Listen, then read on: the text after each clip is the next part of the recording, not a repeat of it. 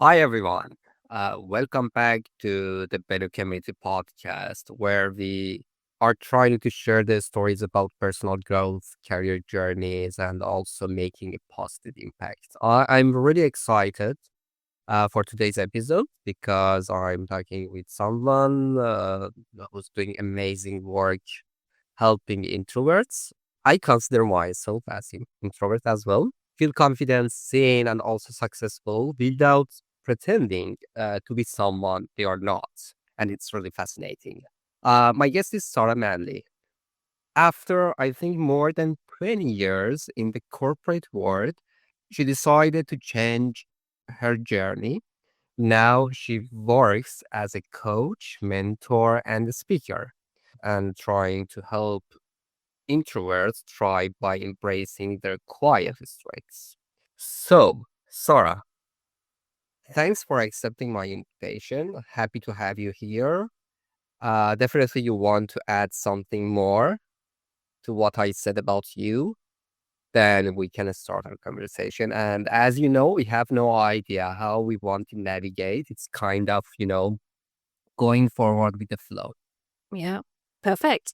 Well, thank you for the warm welcome and the kind invitation. Happy to join you as well for the conversation and to explore and see where the adventure of the conversation takes us. No, I think you gave me a beautiful introduction. Thank you. Yeah, as you said, I spent about 20 years in the corporate world. I worked as a marketeer, mostly in healthcare, a bit in consumer FMCG, and had a brilliant time, brilliant time. My background was in geography of all things. So I found myself working in healthcare in organizations like orthopedics. I did a lot in mother and child care, rare diseases and nutrition. So, fascinating stuff. I enjoyed this deep dive of content of stuff. A lot of introverts, we love this deep stuff. So I really enjoyed this. But, as a quieter soul, and, I am somebody actually, I'm a very deep introvert. And we can talk a bit about what that is and how that resonates with you and your listeners, but it's hard because corporate life is always on, always, always on. And I found that really tough. So, yeah, now in my work as coach and author and speaker, I like to share what I learned because it took me a long time to appreciate myself as an introvert, to like myself as an introvert, to value the qualities, and to know how to use them to my best advantage. So, my hope is to share that with people so that they don't take 20 years to learn it, but they can learn it more quickly and more happily, with more confidence, with more energy, with more joy. So, yeah, that's my mission, I suppose. I didn't mention anything related to your book. That's why I want to start with this question, asking you about your journey. How did you go from the corporate world to starting the quiet cousins? Yeah. A happy accident, I think. So, just over 2 years ago now, almost 2 years ago, my role was made redundant. So I was doing this very unusual job with many different hats, and as is often the case in corporate life, there is a restructure, another restructure, another restructure. And finally, I said, it's my turn. I put my hand up, pick me this time. I'm ready to put down my suitcase because I was always flying somewhere, traveling somewhere. Can be wonderful, but can be really hard after doing it for such a long time. And then I decided, right, well, I'm going to take a break. So I would be like 42 at the time, I suppose, and said, right, at the age of 42, who am I? What do I like doing? How do I want to spend the next 20 years of my career? All of these big questions. So I was lucky enough to take a break, down tools, and then I went on a retreat, something that you think you should do in your 40s when you leave work, go on a retreat. So off I went to live in a field for just a long weekend. That was enough with the compost toilet. But it was part of a beautiful group of other women, and this retreat was walking, yoga, and writing. So three of my favorite things. I always loved writing, always, always. Even from being a small kid, I used to enjoy writing stories for the other little kids who, like, I was 7 and they were 5 at school. Anyway, from this retreat, came almost like a download. It's how I can express the feeling. This download of what started as an idea of my big sister at work. That was my initial little spark, my big sister at work. And then, long story, but quite short process. But this was July, and through some coaching I was doing as I was training, the light bulb came. This needs to be a book. You know, it's a stack of post-it notes of ideas, but this wants to be a book. I can say it that way. This is July. By September, I was seriously writing, like 2 hours a day, every day, writing. By the December, I had a finished manuscript going to the publisher. And this is why I say it's like the download. It really just came out. And I think during that time as well, I was so, what's the word? Just so joyful with the content and the concept when I was sharing it with other people, how well it resonated.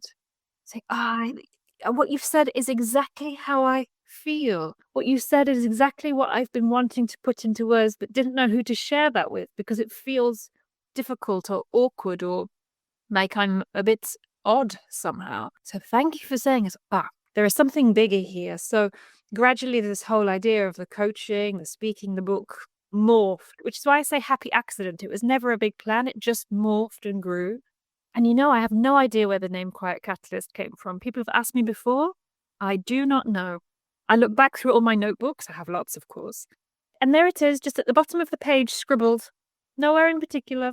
So I don't know where it came from, but it seems to explain well what I do and what I'm about. Nice. For me, it seems this new journey is kind of outcome of your midlife crisis. Yeah, you were sort of 2 years old. Yeah. Um.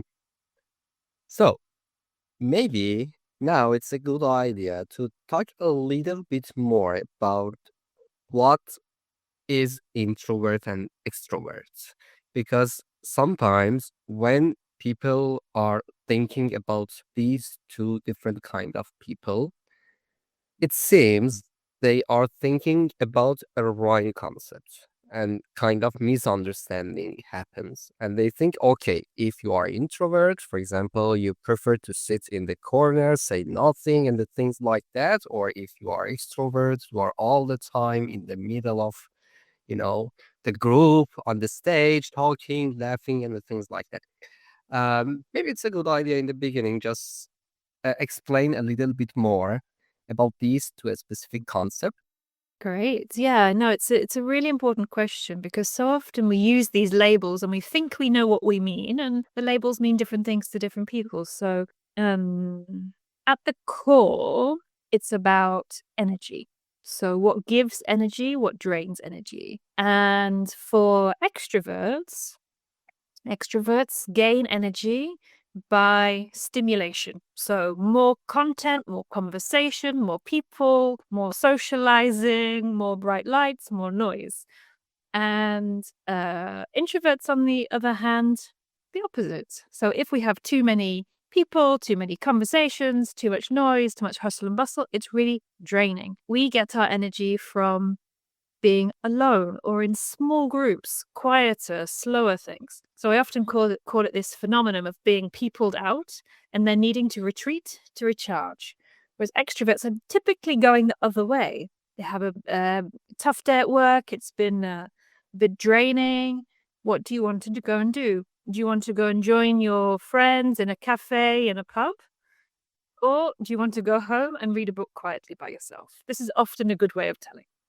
But like you say, there are lots of stereotypes that exist, and it is not just a binary concept.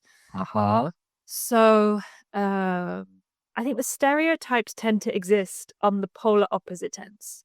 So the hermit who never leaves their house, who is only ever quiet, etc.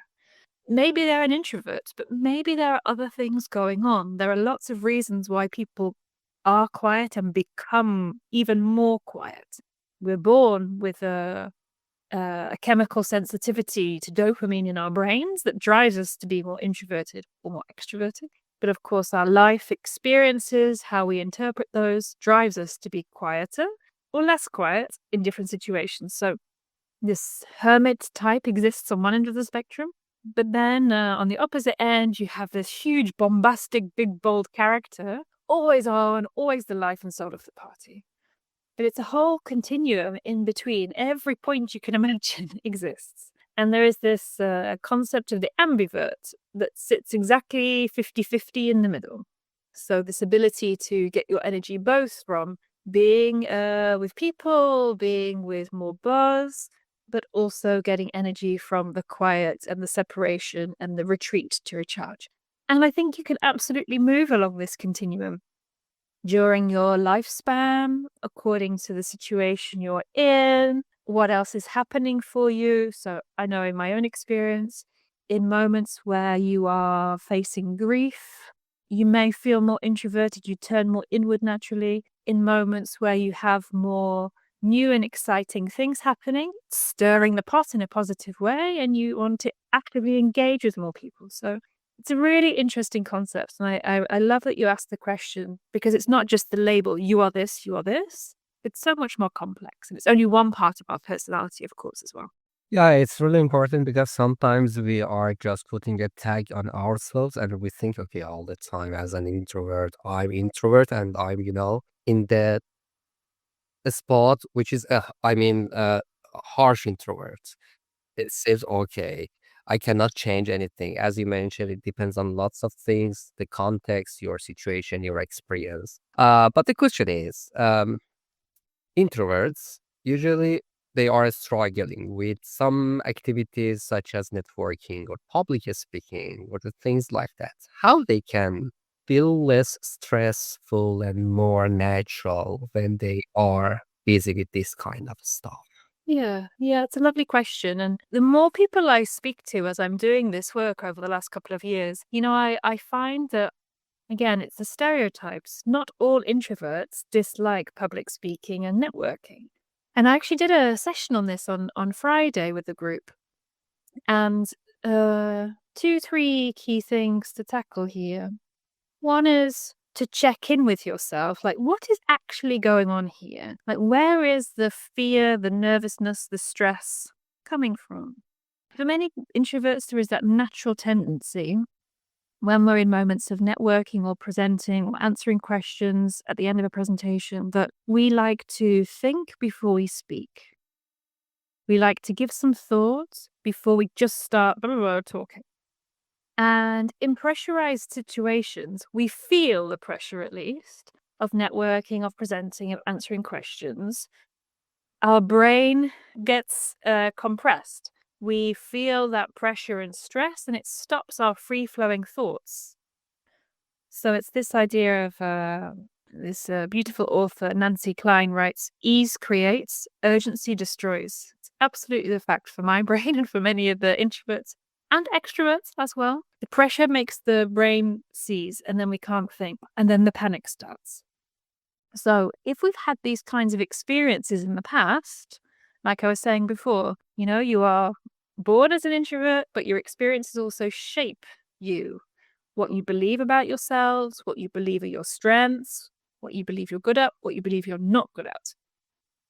If you layer on top of that, you may have also had some feedback to say, you just need to speak up more. You just need to be more outgoing in that networking. Speak up more in those meetings. Puts pressure back on again. And we get down this negative spiral that I don't think I'm any good. So the first thing is really check in with, where does this come from? Why do I believe this about myself? And is it really true? Maybe it was true once. Is it still true today? And get very curious with yourself. Then I would say it's about deciding, what do you want out of the opportunity? A presentation is an opportunity to share your ideas with other people. That's it. Networking is your opportunity to help other people in some way. Again, share your ideas with people. What is the opportunity? What is your goal? So instead of being like, oh, I love to present, I get to share my ideas with other people. That's kind of cool. It Just doesn't mean okay, I have to connect or talk with all people over there. Yes, definitely. Take the pressure off and set goals of a size that feel doable. You're totally right. Like, I've been practicing networking a lot in the last 2 years. I've been pivoting my career. If I walk into a room of 50 people, 100 people, 20 people even, it can be overwhelming. I like groups of about 4 or 5. That's big enough for me. So fine. Who are the 4 or 5 people you want to go and speak to individually or in a small group? That's fine. Don't benchmark yourself against the Olympic networker who, there are those people who will always be able to walk into a room and before you know it, everybody knows them, everybody loves them, everybody is left. That's incredible. That is their superpower. It is not my superpower. It will never be my superpower. I'm great at other things. But what I can do is go and have really deep and powerful one-on-one connections and communications, conversations, to share ideas, to build a rapport, to talk about the deep, quirky stuff that I know that other introvert will love. Yeah, don't put the pressure that this has to be done in this perfect way that's somebody else's way. It can be your way and just as effective. But there are loads of hints and tips of things that, you just treat this like an experiment. Don't worry about being perfect. Let's experiment. Let's gather data, what works, what doesn't. But yeah, heaps of hints and tips we could talk about. Yeah, and the point is when we are talking about networking, it's kind of opportunity for building a connection with others and bringing kind of trust on the table to, I mean, make kind of long-term relationship, Hmm. two-way communication, and then maybe bring more opportunities for long term. But most of the time, people think, okay, networking is helpful, but they're just stuck on that situation, you know? They think, okay, I'm a networker, but it doesn't mean, okay, you just have to connect with people without any follow-ups or things like that. Yeah, yeah, yeah. No, you're spot on. I think it's about being mindful of why are you even doing this thing? Is it because somebody's told you have to? It's because you really see a value in doing it. Take the pressure off that, you don't have to go and start a conversation with somebody that's going to change their life. I hear this a lot from, what am I going to say? Why would they be interested in talking to me? Why wouldn't you be interested in talking to you? And know that at least half the room is going to feel exactly like you. Statistically, if half the population are introverts, at least half. And again, when I've been speaking to more and more people over the last 2 years, many, many, many extroverts are also saying, it's not just the introverts, Sarah. Lots of extroverts do not like this either. Do not assume that all the extroverts in the room are loving the networking because we're not. So don't feel like it's you being awkward or underconfident or something else because lots of people are feeling that way. So, speaking of being introvert and also how we can following the authentic approach, Mm. there is a quote and kind of advice saying that make it till you become it. But what I found, you often say no faking it. Yeah. What does being authentic look like in real life, especially at work for introverts? Yeah. Oh, super question. Yeah, you're right. I talk a lot about, don't fake it till you make it because I used to do that a lot, a lot, a lot, a lot. And I used to do it in a way that I didn't even realize I was doing it because most of my peers were beautiful, great people, but were very extroverted. So I was always dialing up my energy to meet theirs. And this is what I call like the faking it, that I was doing the jazz hands, the bigger, louder, yeah, I can do this. I don't need to take a break before the next half day of workshop, this kind of thing. Fine to come and have lunch with 20 people and talk, talk, talk, talk. And I was just trying to join in and be somebody I wasn't without that conscious reflection of actually, I need that time and space to go and decompress and recharge. Um, so oh, I really lost my thread. I was really picturing myself in that lunchroom with everybody after the workshop, like, oh gosh, how was I doing that? So where was I going with my point? I guess I was asking about the concept of faking it, Yeah, yeah, and it seems you're against it. And what I found, you are just trying to help people to accept the reality of the way they are communicating with others. I think you wanted to say something saying but I have no idea. I'm not in your I mind. found it. Thank you. You did a great job of helping me there. It's funny sometimes, when you think back to old times like that, I really picture myself. I'm like, oh my gosh, I see myself. I see what I was doing, but I didn't realize it at the time. Anyway, now I'm back to today. Thank you for the help. What I was wanting to talk about was the idea of faking it versus building muscles. So, faking it is the scenario I was just describing. So, I'm dialing up my energy without really realizing it, exhausting myself by just keeping up with everybody else. I call it like keeping pace with somebody else's drum, somebody else's rhythm. However, think about instead, we can talk about some areas where we might not have natural strengths speaking in bigger groups and meetings, for example, presenting networking, things that you just mentioned. Maybe these don't feel like our strengths, but we can choose to invest our energy in them if we want to. Conscious in energy investment and practice to build our muscles. So what it means is, if I try and use the analogy of, if I'm faking it, I'm going to go and try and lift a double-decker bus tomorrow, right? This isn't going to work. This is going to be exhausting. It's damaging. It's painful, possibly very seriously deadly. But if I start to practice some of my new skills based on my existing strengths, always a good starting point. Then, day one, I start with a 1 kilo, 2 kilo, 3 kilo. Before you know it, you can lift the bus. Maybe that's very heavy still. But it's this idea of building the muscle little and often, slowly over time. So you're not faking it, but you're stretching your capabilities. You're building those muscles over time. It feels more authentic because you've built it gradually. It feels more authentic because it's based on some existing strengths that you have. It feels more authentic because you have proactively chosen to invest your energy in doing it, and you're doing it mindfully and consciously. So it's not about saying, I'm an introvert and therefore I can never, I will never, I cannot. Being an introvert, these things don't come naturally. But if I consciously choose to, I can build the muscle to feel authentic in doing it.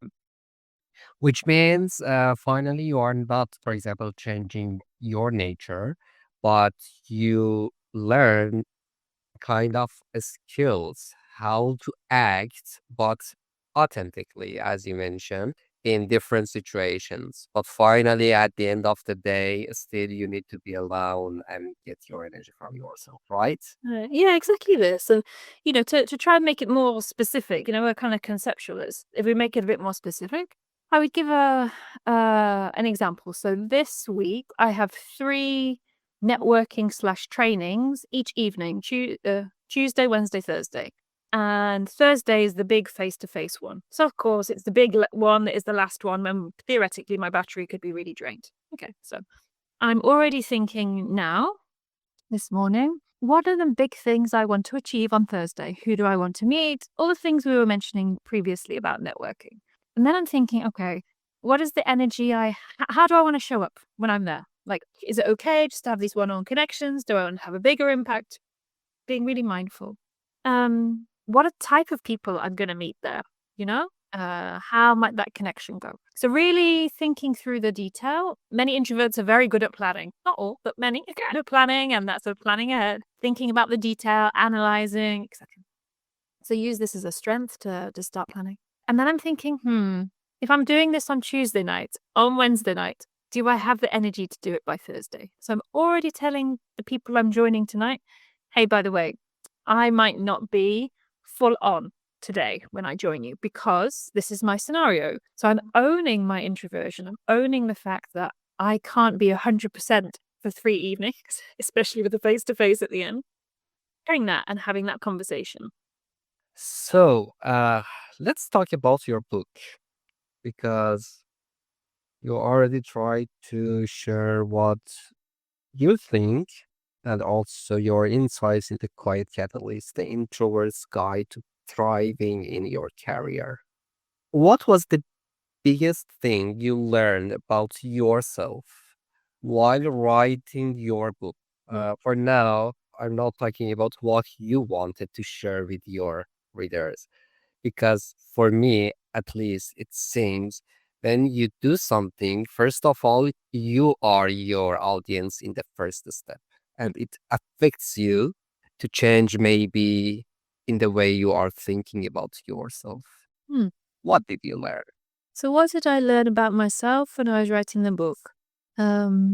Beautiful question. I have to think about it for a second. Mm, two things bubbled to the surface. The first one, the bigger bubble, I think is I didn't realize in myself until I started writing it down how much I had been investing energy unconsciously, how much I'd been flexing my style so intensely for so long in my career. Because the beginning few years of my career, I think the environment was just very supportive, actually. Maybe it was just young and naive in my early 20s and it was fine. Huh? But as I got more senior and I was in charge of bigger teams and I was in more politically charged corporate environments, I didn't realize how much keeping pace, keeping rhythm with other people's drum I was doing. Because when you're in that relentless hamster wheel, you don't always come up for air or take a step back to reflect. And it wasn't until the last probably 5 years of my career where I get it. I get this. I get who I am. I like who I am. I know it's amazing and brilliant, and I can do cool stuff with this just by being myself. I don't think I'd quite realized, and there's a particular 4 or 5 year spell somewhere in the middle of my career where it was particularly intense. So I think what I learned about myself is I hadn't realized the mega impact that had on me, and still the programming impact it has on me today. There's still things in my new life with my new coaching author speaker hats that all of that has programmed me to react in certain ways and have to coach myself very often. It's interesting, Sarah. Where does that thought come from? Hmm. Is that a helpful thought? Would you want to replace it with something else? What kinds of things? Yeah, yeah, yeah. And then the second thing, which is a smaller bubble, but yeah, curious for me to think about as you asked the question is just the joy of writing. Writing in my corporate life had become PowerPoint, emails. That's not really writing. That's quick communication of some kind. But the joy of writing the depth of things, yeah, love that. Love that. Exactly. I wanted to also ask about what you do. I'm talking about podcasting and writing in general. And I was thinking, how has podcasting or writing helped you reach and support more people? Because at least what I see in different ways, you are trying to share tips, tricks, insights on your LinkedIn. You already wrote a book. You already joined different podcasts, sharing your insights and the things like that. It seems you are trying to use different mediums, Mm. different channels to engage more with your audience. Mm. Uh, how this kind of stuff helps you to approach people, I mean the introverts, to help them, how to cope with their challenges. Yeah, yeah. I think it comes down to, and maybe it's the old marketeer in me, but just knowing, different platforms, different mediums will resonate with different people. Uh-huh. And as I'm growing my business as a coach mentor, it's really important that people know me. They have some kind of like or affinity with me, and ultimately they will trust me. Because what we talk about in the coaching relationship is absolutely confidential, no question, but does require some kind of trust in the sharing that, you don't want to be half answering a question because you're holding something back because you're not sure about the person on the other side of the screen or the other side of the conversation. So, yeah, just trying to share myself in different ways that people can see me. But, when I was in my corporate life, I didn't go on LinkedIn for years because you're busy. It's not what I would do. That's right. I don't need to see people celebrating their new job all the time. But I might listen to podcasts when I was going walking. So Yeah, different things for different people. Yeah, makes sense. Makes sense. So, do you have a go-to tip or exercise for introverts who want to feel more confident? Hmm. Lots of things. It's very situational, but let me try and give you one thing, that would be, if I'm really in that moment, I'm like, "Oh, my belly is going, my heart is racing, my palms are sweaty, I'm choking." Uh, it's a funny one, but, when I share this with people, they're like, "Oh, that kind of works." Really, in that moment, your heart's going, wiggle your toes. Sounds ridiculous, right? Wiggle your toes. It has got me out of so many situations where my legs want to run. I don't know if you ever experienced this true flight feeling when you're in a situation and your body, the adrenaline goes, and I've really felt my legs wanting to make me stand and run. It's a genuine flight feeling. It's a real thing. Wiggle your toes. There's something about the energy in your body, and it's like a little kiddie thing, like in the sand or something, just wiggling your toes. It dissipates so much energy. It sounds silly, right? But it works. Confidence is a big thing, right? And it's not just an introvert thing. There's a whole thing of, being aware. What is confidence to me? Goes back to the label again. I'm not a confident person. What does that mean? What is confidence to you? Really get curious about it and granular about what is confidence to me? When do I actually feel at my most confident? And what can I apply to my situation now? Often, often, often with introverts, there's a whole layering of beliefs that we've acquired over years with feedback that was meant to be helpful, but actually has just made us feel really awful. Um, but again, it comes down to practice again. So trying to put yourself in situations where you feel a mini bit underconfident and knowing that people feel underconfident all the time, right? It happens all the time. We assume everybody else is fine because they're kind of smiling, but actually they're just grimacing. But put yourself in little situations where you just stretch a bit and a bit more, build the muscle, build the muscle, build the muscle. Do it in safe environments where you've got supporters, you've got people who help you, get a great coach. All these things will really help Of course. over time. So, Sarah, when we talked for this episode, you didn't ask me to share a list of questions Mm.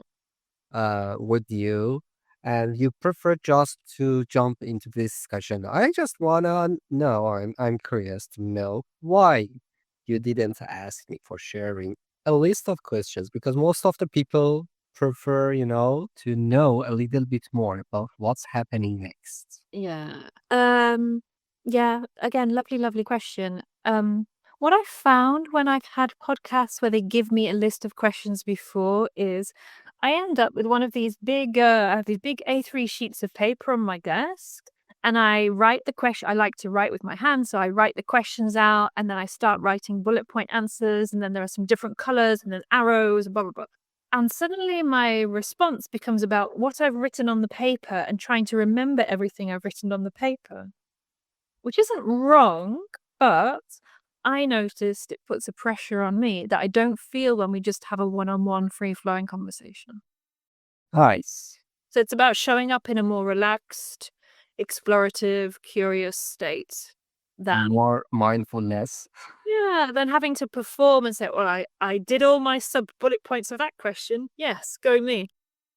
I think you mentioned, in a way, most of the people, usually when they are talking about themselves, they are sharing their success stories.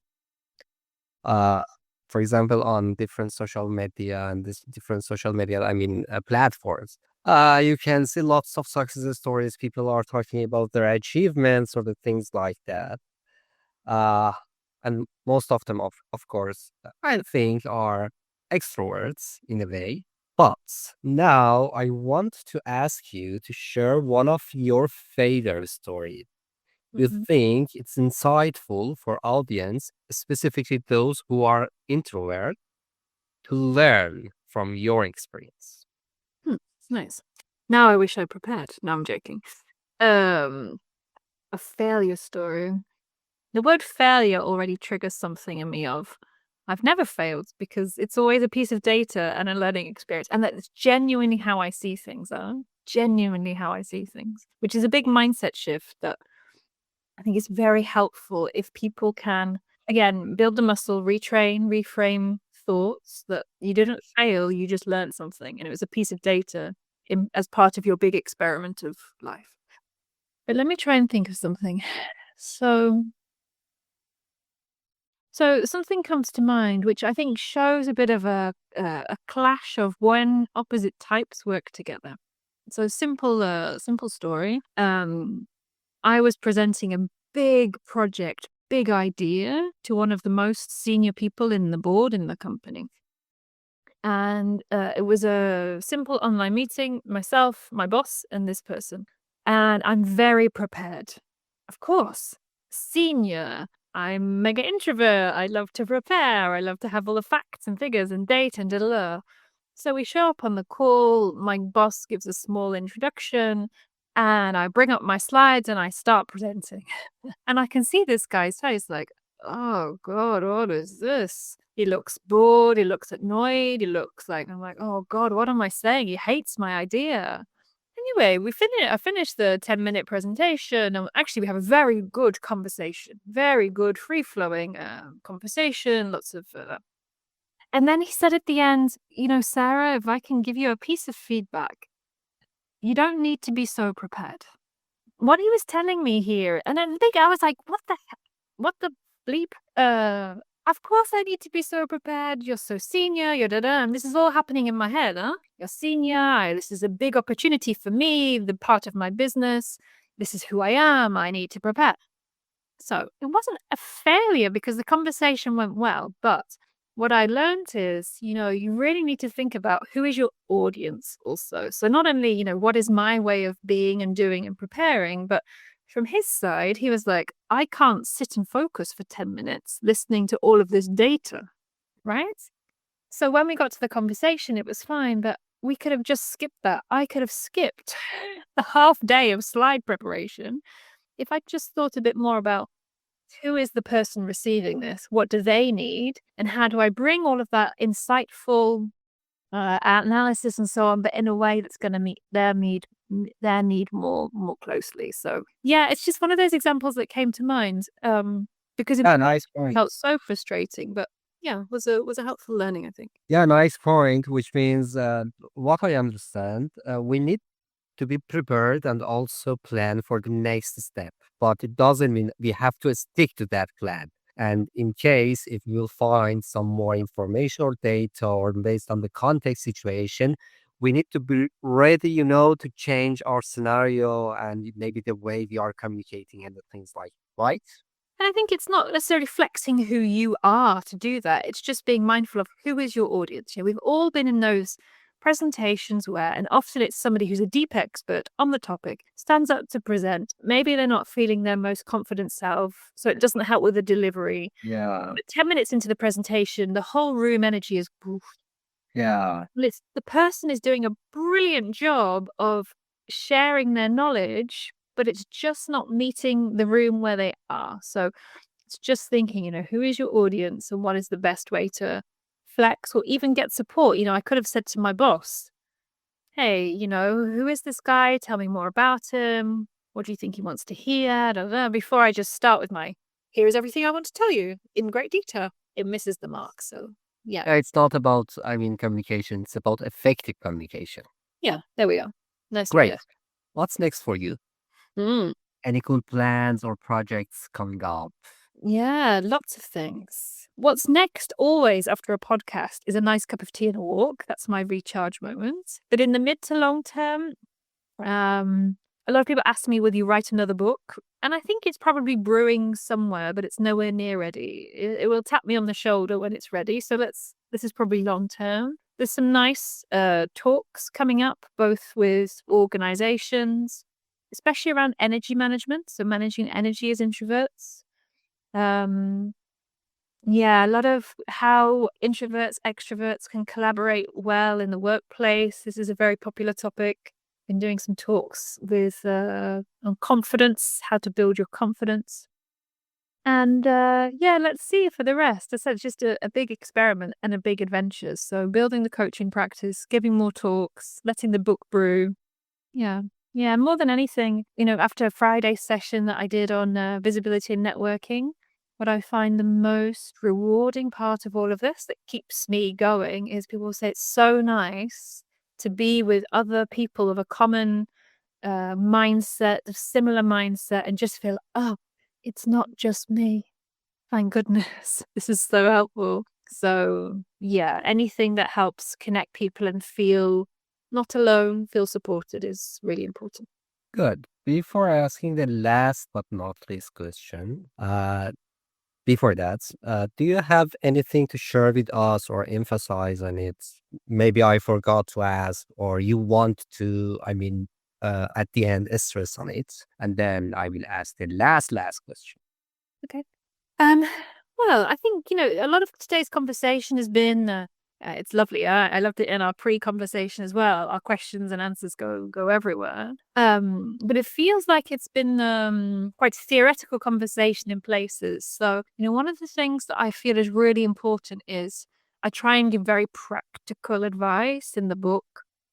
Every week, I send a newsletter that gives very practical hints and tips and ideas and inspiration. Because so much of what exists out there, I think, for introverts is either quite academic psychological literature or is things about how to network.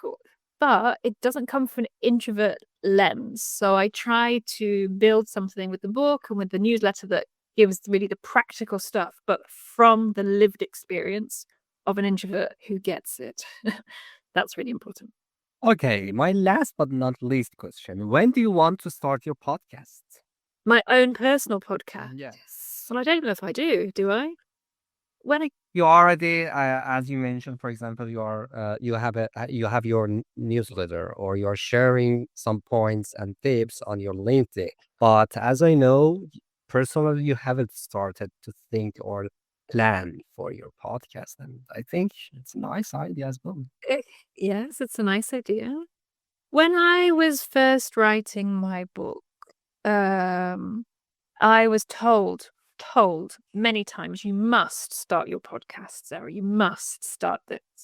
I like to filter advice and feedback to see, is this feedback for me or is it for somebody else? And I think at that time, that feedback was meant for somebody else. Writing a book was exposing enough. So one thing at a time, which is a bit my philosophy on life. One thing at a time, one step at a time. Awesome. There is the book, there is the LinkedIn, there is the newsletter, there are now the talks, having done the podcast and now the group talks that I do. So let's see. It's a not I wouldn't say never, but it doesn't feel like the next most proximate thing. But we'll see. We'll see. Okay. So thank you, Zara. Thank you so much for sharing your story and your insights with us today. I love how you are showing that being quiet doesn't mean being small, and that we can all succeed by being uh, true to ourselves, being authentic, as you mentioned. For our audience, if you are listening and want to learn more about Sarah's work, check out her website, which is thequietcatalyst.com, as I know, right? And also, you can find her book Quiet Catalyst on Amazon, and also connect with her on LinkedIn, because later on we also share the link of her profile on LinkedIn in the caption, and you can reach out, and maybe you can approach her for coaching sessions and the things like that. Thanks again for joining us here on the Benu Community Podcast. And if you don't have anything else to share with us at the end, we can finish this episode. Great. Well, again, thank you for the kind invitation and the very curious questions that made my brain think. I enjoyed that a great deal. And yeah, she said, if people want to get in touch, maybe they have something on their mind that's been bugging them about being an introvert or how they show up at work or something else, always very open to receiving an email or through a contact through the website or LinkedIn. It's not always the first thing an introvert does when they listen to something. "Oh, I must get in touch with Sarah," but genuinely, it's met with warmth and kindness and understanding. So if it's a thought in your head that you'd like to have a conversation or a typed chat, that's also fine. Just don't hesitate. Yeah, great. I think they can use the LinkedIn as well as your website for reaching out to you, right? Perfect. Thank you again. I enjoyed a lot talking to you and hope to talk to you soon as well. Great. Super. Thank you.